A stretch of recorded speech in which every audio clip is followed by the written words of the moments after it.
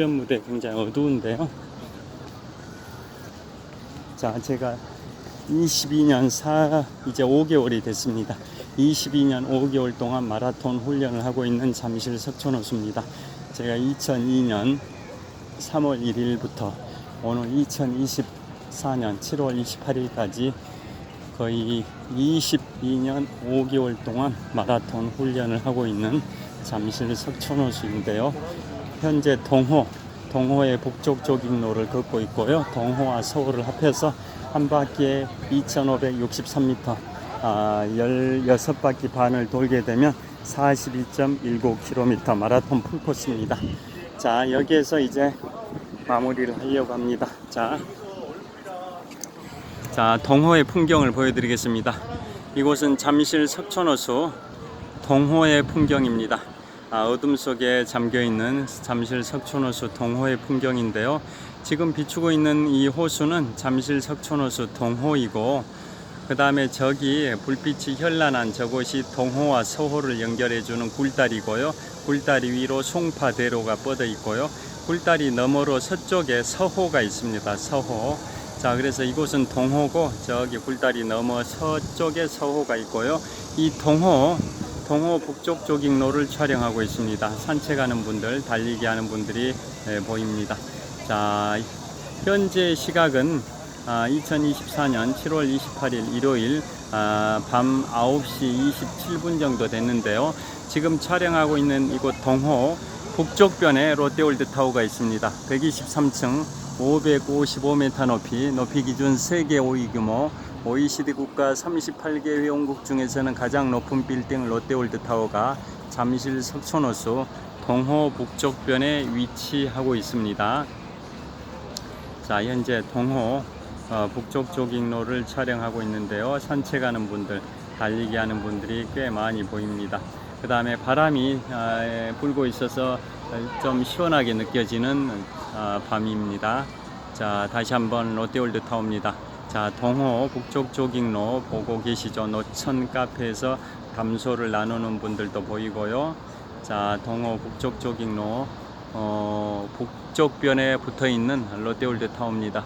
123층 555m 높이 기준 세계 5위 규모, OECD 국가 38개 회원국 중에서는 가장 높은 빌딩 롯데월드타워가 지금 비추고 있는 잠실 석촌호수 동호 북쪽변에 위치하고 있습니다.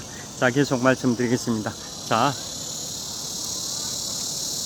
현재 시각이 9시 28분입니다. 자, 그래서 매미 소리 들리시죠? 바람이 좀 시원하게 불고 있습니다. 자, 그래서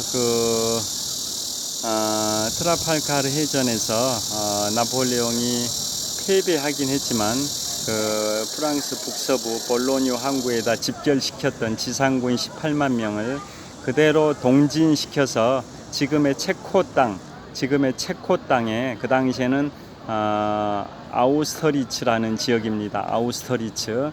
자, 신성 로마 제국의 영토였는데요. 신성 로마 제국, 독일의 전신이죠. 독일의 전신 신성 로마 제국의 영토, 지금은 체코 땅인데요.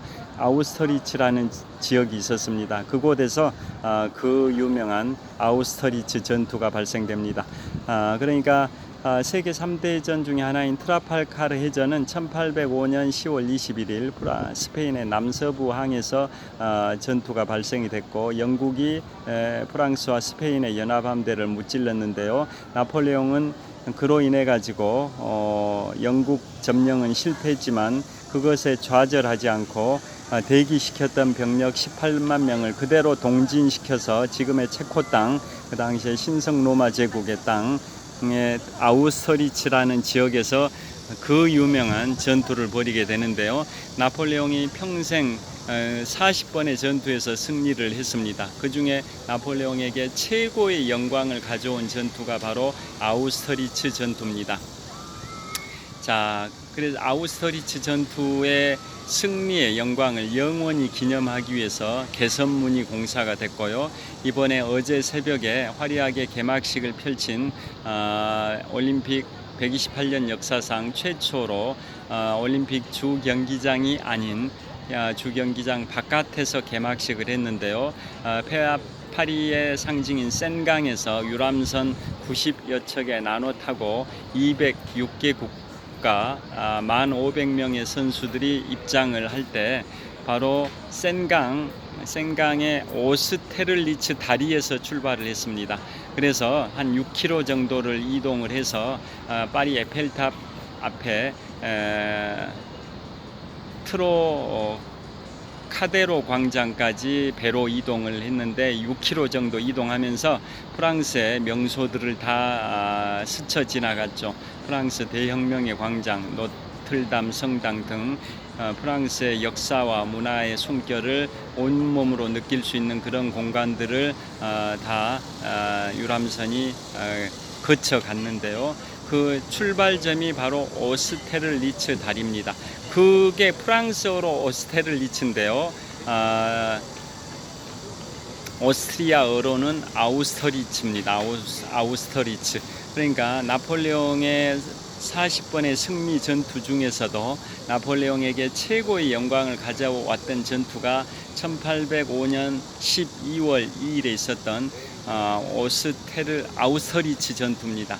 아우스터리츠 전투인데 지금의 체코 땅에서 발생이 됐고요. 그 당시는 신성 로마 제국, 즉 독일의 전신이었던 신성 로마 제국 영토에서 발생이 됐었습니다. 자, 그래서 그 독일어로는 아우스터리츠, 프랑스어로는 오스테를리츠입니다. 그래서 그 아우스터리츠 전투가 나폴레옹에게 승리를 가져온 40번의 전투 중에 최고의 영광을 가져온 전투다 보니까 그 영광을 영원히 기념하기 위해서 파리의 개선문을 건립을 했고요. 또 파리의 오스테를리츠라는 지하철역 이름도 있고 지금 센강 유람선들이 개막식을 하기 위해서 출발했던 그 다리가 오스테를리츠 다리라고 말씀드렸는데요. 그 다리 명칭도 바로 아우스터리츠 전투의 프랑스식 표기입니다. 그 정도로 아우스터리츠 전투는 매우 유명합니다. 그 승리의 영광을 영원히 기념하기 위해서 개선문을 건립하고 또 지하철역 이름도 오스테를리츠 역도 있고 또 센강에 이번에 파리올림픽 개막식 유람선들이 출발했던 오스테를리츠 다리 이름에도 명명이 되어 있습니다. 그 정도로 유명한 전투가 아우스터리츠 전투인데요. 그게 트라팔가르 해전에서 프랑스가 패배한 시점으로부터 딱 6주 후에 발생이 됐습니다. 6주 후. 그러니까 트라팔가르 해전은 1805년 10월 21일이고 아우스터리츠 전투는 그로부터 6주 후인 1805년 12월 2일에 발생이 됐습니다. 그래서 아우스터리츠 전투는 다른 말로 삼재회전이라고 표현하기도 합니다. 석삼자, 황제제자, 모일회자, 싸울전자 3명의 황제가 모여서 격돌했다 해서 삼재회전이라고 표현하기도 하는데요. 그 이유는 러시아 제국의 알렉산드르 1세 황제와 신성 로마 제국의 프란츠 2세 황제가 연합국을 형성했고요. 그 두 제국이 프랑스 제국의 나폴레옹 황제를 상대로 싸웠던 전투인데 그래서 3명의 황제가 맞붙었다 해서 삼재회전이라고 황제 제자에서 삼재회전이라고 칭하기도 합니다. 자, 그런데 그게 프랑스 입장에서는 원정 홈 경기가 아니라 원정 경기였던 거죠. 원정, 지금의 체코 땅까지 그 당시에 신성 로마 제국 영토까지 원정을 가서 싸웠던 그러한 힘든 전투였고 여러 조건 면에서 프랑스에게는 불리하고 러시아와 신성 로마 제국 입장에서는 유리한 전투 상황이었음에도 불구하고 그 악조건을 극복하고 나폴레옹이 천재적 군사 전략을 총동원해 가지고 승리를 했던 전투가 아우스터리츠 전투다 보니까 나폴레옹이 평생 40번 싸워 승리했던 그 많은 전투의 영광 중에서도 최고의 영광스러운 전투가 바로 아우스터리츠 전투입니다.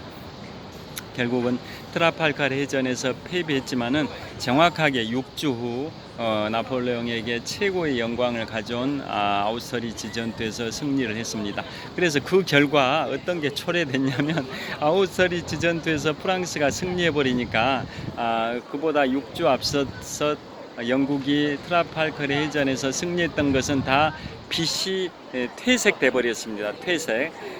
결국은 트라팔가르 해전에서 영국이 승리하고 프랑스가 패배했기 때문에 나폴레옹의 영국 점령은 실패하긴 했지만 나폴레옹 그것에 좌절하지 않고 바로 6주 후에 지금의 체코 땅, 그 당시에 신성 로마 제국 땅에서 최고의 나폴레옹에게 최고의 영광을 가져온 아우스터리츠 전투에서 승리를 해서 과거에 영국 입장에서는 6주 전에 승리했던 트라팔가르 해전, 즉 세계 3대 해전 중에 하나인 트라팔가르 해전에서 승리의 그 영광은 많이 퇴색돼 버렸다, 이런 말씀입니다. 그래서 아우스터리츠 전투가 얼마나 파급력이 컸었냐면 그 전투에서 프랑스의 나폴레옹이 승리를 하니까 그 당시에 영국의 수상이 16대 수상과 18대 수상을 했던 윌리엄 피트 수상입니다. 아버지도 수상을 했었고 아들도 수상을 했는데요. 미국의 41대 대통령을 아버지 부시 대통령 조지 허버트 워커 부시라고 43대 대통령을 아들 부시 대통령 조지 워커 부시 대통령이라고 하듯이 영국의 그 16대와 18대 총리를 했던 사람은 아들 윌리엄 피트입니다. 그래서 적을 소자 소피트라고 하죠. 아버지는 이제 대피트라고 합니다. 대피트든 소피트든 다 영국에 수상을 했는데요. 그 중에 소피트, 즉 아들 피트는 윌리엄 소피트인데 나폴레옹보다 10살이 젊습니다. 10살이 젊은데요. 나폴레옹은 1769년생이고 윌리엄 소피트는 1759년생인데요. 그런데 나폴레옹은 20살 때 프랑스 대혁명이 일어났고 25살에 장군이 되고 30살에 쿠데타에 성공을 했고 35살이었던 1804년 12월 2일에 스스로 황제의 자리에 올랐는데요. 35살 때 황제가 됐습니다. 그런데 영국의 윌리엄 소피트는 나폴레옹보다 10살이 많은데 윌리엄 소피트는 24살의 나이에 영국의 16대 수상이 됐습니다. 대단한 인물입니다. 영국의 최연소 수상인데요. 최근에 영국의 수상으로 취임한 노동당의 스타머 총리, 노동당이 이번에 영국을 영국 노동당이 제1당이 돼가지고 스타머 총리가 영국의 제80대 총리입니다. 80번째 총리, 노동당의 스타머 총리가 영국의 제80대 수상인데요. 자, 윌리엄 소피트는 영국의 16대 수상을 할 때 영국 역사상 최연소 수상입니다. 24살 때 수상을 했습니다. 영국의 수상. 나폴레옹은 25살에 장군이 됐고요.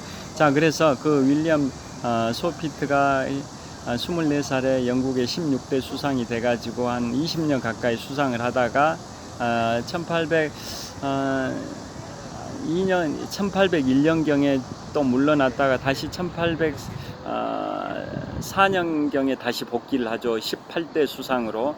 그래서 윌리엄 소피트가 18대 수상이었던 그 시절에 바로 아우스터리츠 전투가 발생이 됩니다. 그래서 프랑스는 승리하고 러시아와 신성 로마 제국 연합군은 패배를 했는데요.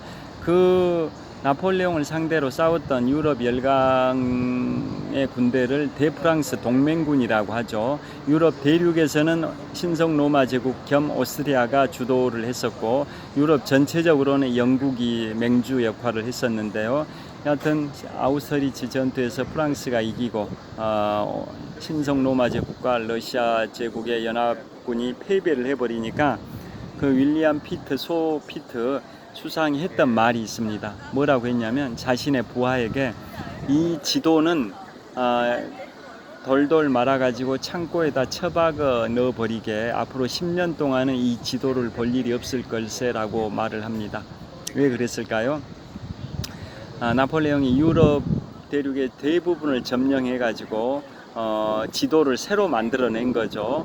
그 전에는 각 국가들, 유럽 열강들의 그 고유의 영토가 있었는데 나폴레옹이 유럽 대륙을 평정을 해버리니까 나폴레옹이 점령한 그 지역들에 대해서 나폴레옹이 점령했다라고 다 지도를 새로 만들지 않습니까? 그러니까 나폴레옹이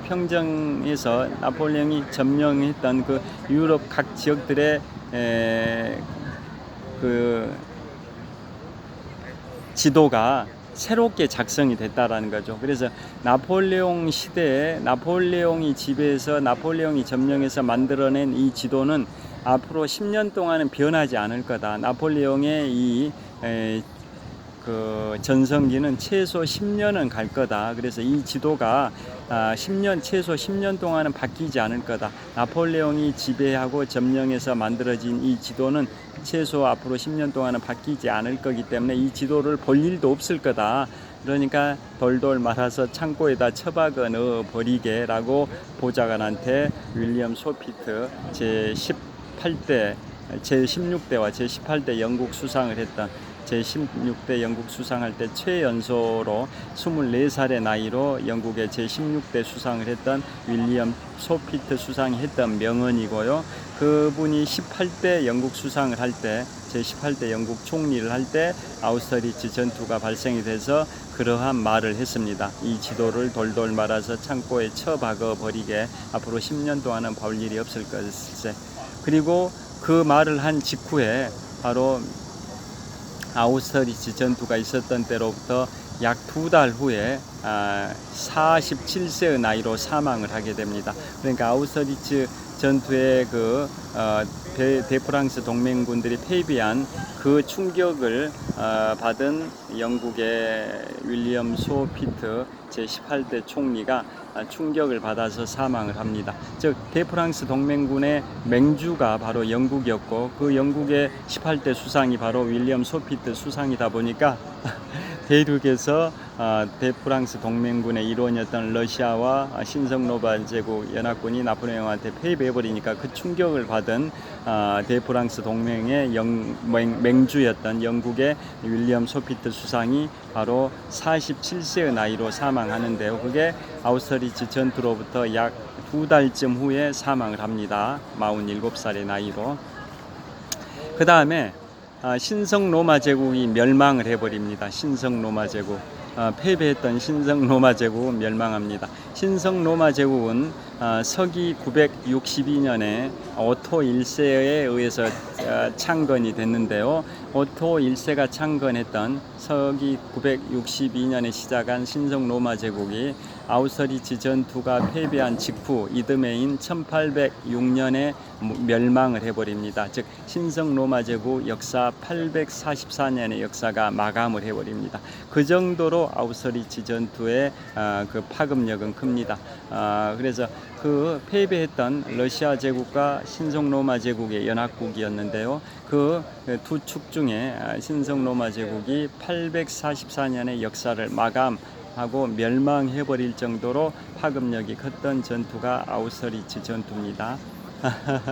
자, 그리고 윌리엄 소피트 영국 수상은 47살의 나이로 아우스터리츠 전투에 그 나폴레옹의 승리, 대프랑스 동맹군의 패배 소식을 듣고 충격받아서 사망했다고 말씀드렸는데요. 그 지도를 돌돌 말아서 창고에 넣어버리게 10년 동안 이 지도를 볼 일이 없을 걸세, 이 말이 딱 적중했습니다. 왜냐? 그 이후로 나폴레옹 시대는 10년 정도 갔고 아우스터리츠 전투 승리로부터 10년 후인 1815년 2월 18일에 워털루 전투에서 바로 나폴레옹이 패배를 해서 나폴레옹은 이제 외로운 섬, 남대서양의 외로운 섬 세인트 헬레나로 유배를 갔기 때문에 그 나폴레옹의 치세 기간, 전성기 10년을 예측했던 윌리엄 소피트 영국 수상의 말이 맞았던 겁니다. 그러니까 나폴레옹에게 최고의 영광을 가져온 1805년 12월 2일 아우스터리츠 전투 승리로부터 딱 10년 후인 1815년 6월 18일에 워털루 전투, 지금의 벨기에 땅인데요. 아까 그 아우스터리츠는 지금의 체코 땅이라고 말씀드렸는데요. 워털루 전투는 지금의 벨기에 땅입니다. 그 당시에는 네덜란드 땅이었는데요. 지금은 벨기에 땅입니다. 네덜란드로부터 벨기에가 분리가 됐지 않습니까?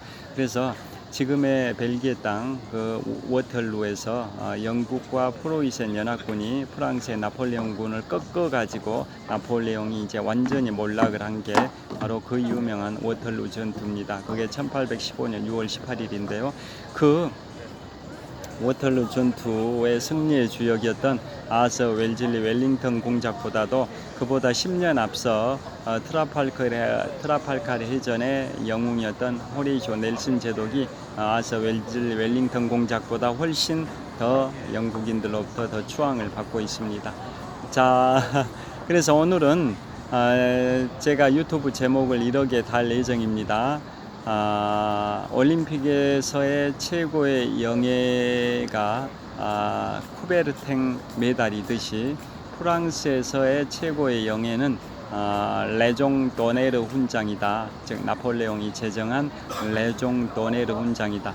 그런데 세계 3대전 중에 하나인 트라팔카르 해전에서 패배했던 프랑스의 루카스 함장에게 레종 도네르 훈장이 수여된 이유가 뭐냐, 그게 오늘 유튜브의 제목입니다. 이유, 정답을 지금까지 말씀드렸죠. 트라팔카르 해전에서 프랑스가 패배하긴 했지만 열심히 싸웠던, 그래서 영국의 해군 총사령관 호레이쇼 넬슨 제독을 전사하게끔 만들었던, 프랑스 입장에서는 엄청난 쾌거 전과를 세운 로드터블호의 함장이었던 루카스 함장의 그 공적을 인정해서 바로 패배하긴 했지만은 나폴레옹이 제정했던 최고의 훈장인 레종 도네르 훈장을 루카스 함장에게 수여를 했다, 이런 말씀입니다. 패배했지만 충분히 받을 가치가 있어서 레종 도네르 훈장을 수여했습니다. 그 다음에 우리 이순신 장군의 동상이 광화문에가 우뚝 세워져 있는데요. 동상 기단 높이는 10.5m, 기단 위에 6.5m의 동상이 세워져 있습니다. 그런데 영국의 런던 트라팔카르 광장에는 호레이쇼 넬슨 제독의 동상이 기단 높이가 무려 55m입니다. 55m 기단 위에 5.5m의 호레이쇼 넬슨 제독의 동상이 세워져 있습니다. 자, 호레이쇼 넬슨 제독의 동상이 트라팔카르 광장에 세워져 있는데요. 그 기단, 동상을 받치고 있는 기둥을 기단이랍니다. 기단 높이가 55m인 이유가 뭘까요? 이순신 장군의 동상 기단 높이는 10.5m, 그 위에 6.5m의 동상이 세워져 있는데요. 호레이쇼 넬슨 제독의 동상은 트라팔카르 광장, 런던 트라팔카르 광장의 기단 높이 55m, 동상 높이는 5.5m입니다. 기단이 이순신 장군 동상 기단보다 5배 이상이 되는 55m입니다. 왜 55m일까요? 그 이유는 트라팔카르 해전 당시에 영국의 총사령관 호레이쇼 넬슨 제독이 탑승하고 있었던 사령관의 배, 즉 빅토리호의 돛대의 높이가 55m, 돛대를 마스트라고 하는데요. 마스트의 높이가 55m였기 때문에 그걸 상징하기 위해서 트라팔카르 광장에 세워진 넬슨 제독의 동상 기단 높이가 55m입니다. 자, 해군의 함정들은 그 추진 동력을 발생시키는 그 시대의 변화가 있는데요. 아주 과거에는 노선 시대라고 합니다. 노를 져 가지고 배가 추진 동력을 발생시키는 노선 시대라고, 그 다음 단계가 범선입니다. 돛대가 바람을 받아서 추진 동력을 발생시키는 것을 범선이랍니다. 한자로 돛범자 범선이라고 합니다. 그러니까 노선시대, 노를 젓는 노선시대 다음 단계가 돛대가 바람을 받아서 추진 동력을 발생시키는 돛대의 범선 시대고, 그 다음 단계가 디젤 엔진이죠. 이제 산업화가 되고 전기기관이 발명이 되면서 디젤 시대고, 그 다음이 이제 핵추진 항공모함이지 않습니까? 핵추진, 원자로의 힘으로 움직이는 그 단계로 발전돼 왔지 않습니까? 그래서 노선시대의 마지막 전투, 노를 저어서 전투하는 노선시대의 마지막 전투가 1571년의 레판토 해전입니다. 레판토 해전, 동양의 세력들을 서양 세력이 막아냈던 레판토 해전, 1571년이 노선시대의 마지막 전투고요.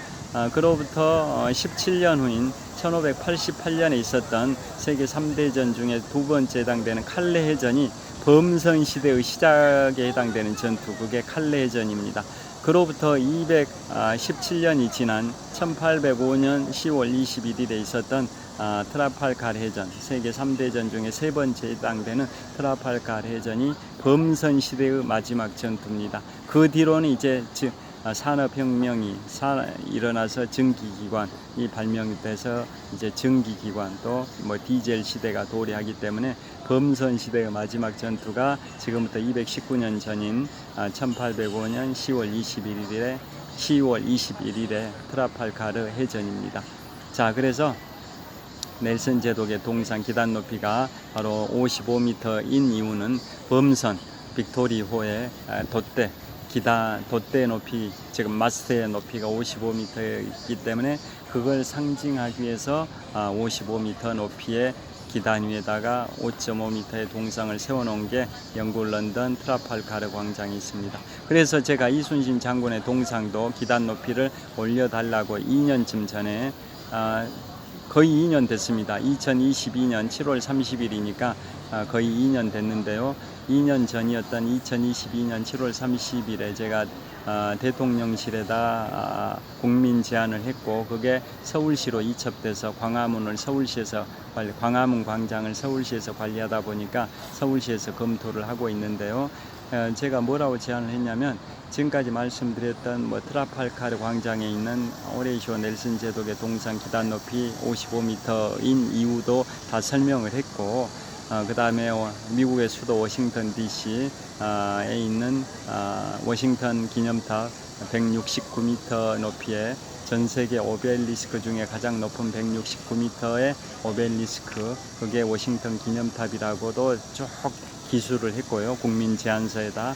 그 다음에 그런 게 다 그 나라의 영웅들을 상징하는 상징성이 있듯이, 이순신 장군 동상 기단 높이는 10.5m면 세계 4대 해전 중에 하나인 한산도 대첩의 영웅인 이순신 장군의 동상의 기단 높이가 호레이시오 넬슨 제독의 동상 기단 높이의 5분의 1 정도밖에 안 되지 않습니까? 그래서 너무 초라하게 보이니까 23m로 올려달라고 한 겁니다. 현재는 기단 높이가 10.5m인데요. 23m로 올려달라고 한 이유는 상징성을 기하기 위해서입니다. 상징성.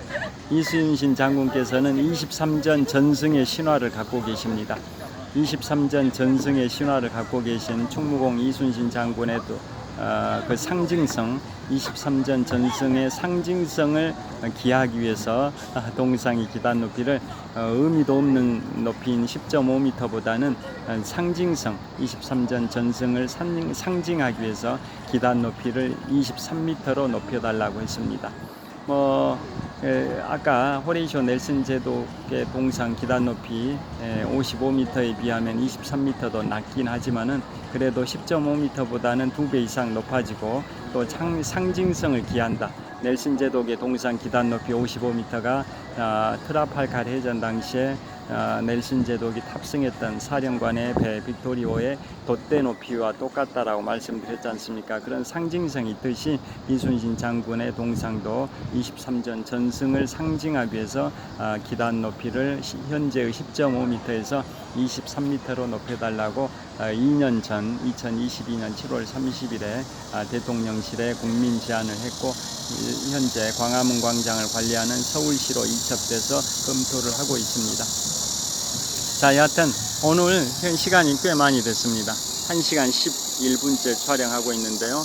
자, 현재 시각은 2024년 7월 28일 일요일 저녁 9시 55분입니다. 자, 매미 소리가 여전히 들리는데요. 그렇지만 지금 공기가 좀 밤바람이 좀 불고 있습니다. 그래서 덥게 느껴지진 않습니다. 자, 이제 장마가 거의 끝난 것 같은데요. 그러면 이제 지금 피서 시즌이 시작이 됐죠. 피서 바캉스 시즌이 시작이 됐는데요. 바캉스 휴가철 잘 보내시고요. 혹서기 건강관리에 각별히 유의하시길 빌겠습니다. 자, 지금까지 유튜브 제목 올림픽에 있어서 쿠베르탱 메달이 최고의 영예이듯이 프랑스에 있어서는 나폴레옹 보나파르트가 제정한 레종 도네르 훈장이 최고의 영예입니다. 자, 그런데 세계 3대전 중에 하나인 트라팔가르 해전에서 패배했던 프랑스의 함장 루카스 함장이 패배했음에도 불구하고 나폴레옹으로부터 직접 레종 도네르 훈장을 받았던 이유에 관하여 지금까지 쭉 설명을 드렸습니다. 자, 마지막으로 나폴레옹의 명언을 말씀드리겠습니다. 나폴레옹이 1815년 6월 18일 워털루 전투에서 패배하고 넉 달 후 남대서양의 외로운 섬 세인트 헬레나의 유배를 가서 그곳에서 유배 생활 5년 반을 하다가 1821년 5월 5일에 52세의 일기로 쓸쓸하게 사망을 했는데요. 나폴레옹이 사망하기 직전에 명언을 남긴 게 있습니다. 뭐라고 했냐? 내 평생 40번 싸워 이겼다는 명예는 워털루의 패배로 모두 사라졌다. 그러나 영원히 남을 것이 하나 있다. 그것은 나의 민법전이다 라고 명언을 남겼습니다. 세계 3대 성문법 중에 하나가 나폴레옹 민법전입니다. 세계 3대 성문법이라면 고대 바빌로니아의 함무라비 법전, 중세 로마의 로마법 대전, 근세 나폴레옹 시대의 나폴레옹 민법전입니다. 세계 3대 성문법 중에 하나가 나폴레옹 민법전이고 그게 프랑스에서 시작해서 독일, 일본을 거쳐서 우리 대한민국의 민법의 기본이 되고 있는 게 200여 년 전 나폴레옹이 황제가 되기 직전에 반포했던 게 프랑스 나폴레옹 민법전입니다. 자, 아까 나폴레옹에게 최고의 영광을 가져온 전투가 1805년 12월 2일에 아우스터리츠 전투고 그건 트라팔가르 해전으로부터 6주 후라고 말씀드렸는데요. 그 아우스터리츠 전투의 승리의 그 시점보다 딱 1년 전에 즉 1804년 12월 2일에 나폴레옹이 35살의 나이로 황제가 됐었던 겁니다. 자, 그러한 역사들을 쭉 설명을 드렸습니다. 그러니까 나폴레옹에게 최고의 영광을 가져온 아우스터리츠 전투는 나폴레옹이 황제로 즉위한 지 공교롭게 딱 1주년이 됐던 시점에 아우스터리츠 전투에서 승리를 한 겁니다. 그러니까 그 승리가 더 기뻤었겠죠. 그래서 그 영광을 영원히 기념하기 위해서 프랑스의 개선문이 1806년부터 1836년까지 30년 동안 공사를 해가지고 완공이 됐고요. 완공이 됐던 1836년으로부터 4년 후에 프랑스가 영국의 승인을 받아서 영국령이었던 세인트 헬레나에서 나폴레옹의 유해를 운구를 해와가지고 1840년에 나폴레옹의 명령에 따라 건립이 된, 물론 사후에 건립이 되긴 했지만 개선문의 문 사이를 통과해서 성대하게 장례식을 치르고 군인 추모 시설인 앵발리지로 가서 영면에 들었고요. 그 뒤로 또 그 개선문 사이를 통과해 가지고 장례식을 치렀던 인물은 1885년에 서거한 바로 빅토르 위고, 노틀담의 곱추 레미제라블의 저자인 프랑스의 대문호 빅토르 위고가 1885년에 서거했을 때도 개선문 사이를 통과해 가지고 성대하게 장례식을 치렀습니다. 그런데 그 뒤로는 개선문 사이를 통과해서 장례식을 치른 프랑스의 위인들은 없습니다. 나폴레옹과 빅토르 위고 두 사람만 개선문 사이를 통과해서 장례식을 치렀습니다. 그 이유는 1921년경에 개선문 그 문 아래에다가 제1차 세계대전 참전했던 무명 용사들을 추모하는 시설을 설치했기 때문에 그 문 사이를 통과할 수가 없습니다. 그래서 그 개선문 외곽으로 이제 행진을 하면서 장례식을 하는 게 이제 지금의 그 관행이라고 보시면 되고요. 그 개선문이 있는 위치가 바로 샤를 드골 에투알 광장이죠. 샤를 드골 에투알 광장. 아까 프랑스인들이 가장 존경하는 역대 4인방이 계시죠. 샤를 마뉴 대제, 나폴레옹 보나파르트, 루이 14세, 또 샤를 드골 제18대 대통령 이상 4명인데요.